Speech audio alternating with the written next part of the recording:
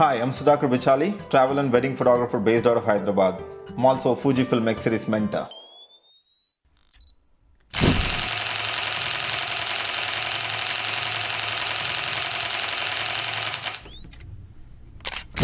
And today, our topic is best settings for landscape photography.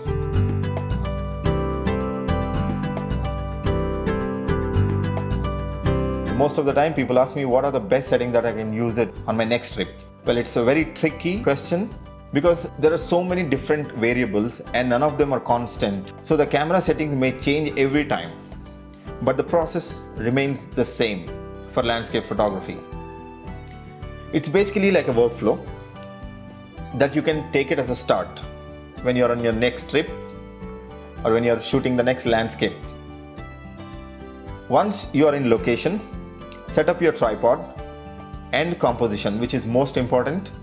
So once you have your composition ready, don't just shoot your heart out. Don't just be a snapshotter. Like I was few years back, take 10 to 15 seconds and pre-visualize your image that you're about to create today. Why you want to capture the image? What exactly you want to capture in the image? Once you answer these questions to yourself, you will have a lot of clarity on the image that you're about to shoot. Then determine these 5 settings that I'm about to tell you. So the first one is white balance. I would ask myself the first question, what white balance do I need for this particular shot? I always shoot in RAW and recommend to shoot RAW, as you can always change the white balance later in your post-productions. So I usually leave it to auto most of the time. Maybe once in a while, I would prefer changing it to a cloudy or something, some other options, but mostly auto. Here's how you can do it.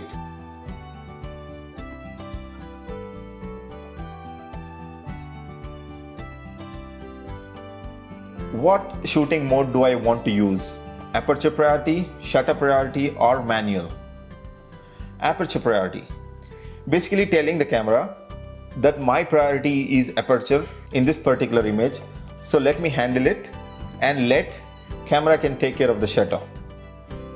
And when it comes to shutter priority, it's just the same, telling the camera that you handle the shutter so I can take care of the aperture. For example, fast moving things, sports, wildlife. Third, manual. This is full on control as it gives complete creative control into your hands.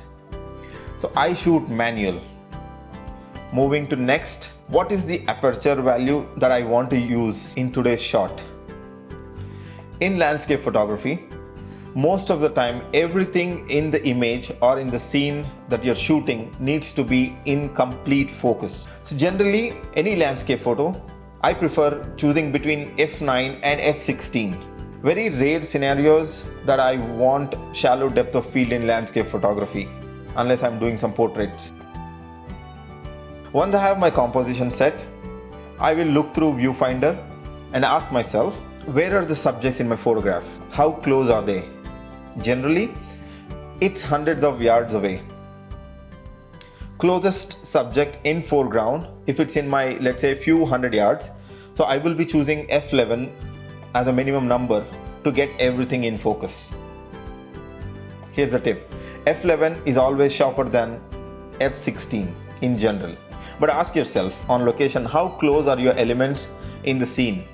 That will help you determine what's the best aperture you should be using. So the next, what shutter speed I want to go with. First, I check if there's anything moving in my scene. Example, clouds, tree movements, wind, water movements, leaves.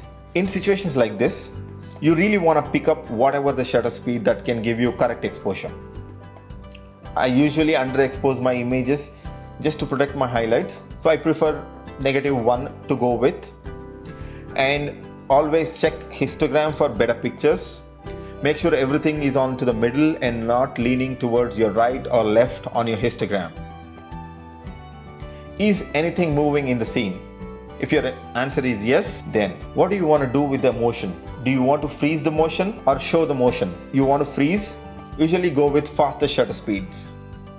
Slow the motion longer shutter speeds. So you need to just play around with it or just get a hang of it. Example, leaves on trees. No one wants to see blurry leaves, right? Basically, it goes back to the very first thing when you reach the location. What's your vision? What do you want to do with the scene? And what image are you trying to create? Do you want to freeze the motion? Stop the motion?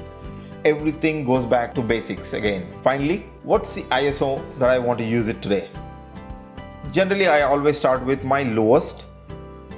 ISO, 50 or 100, whatever the camera, so that I can get the cleanest of the images. Light meter and histogram always helps you. You can always increment the ISO and play around to get the desired result. Because ISO should be the last thing on your process. So these are the top things usually I process in my mind before taking any image.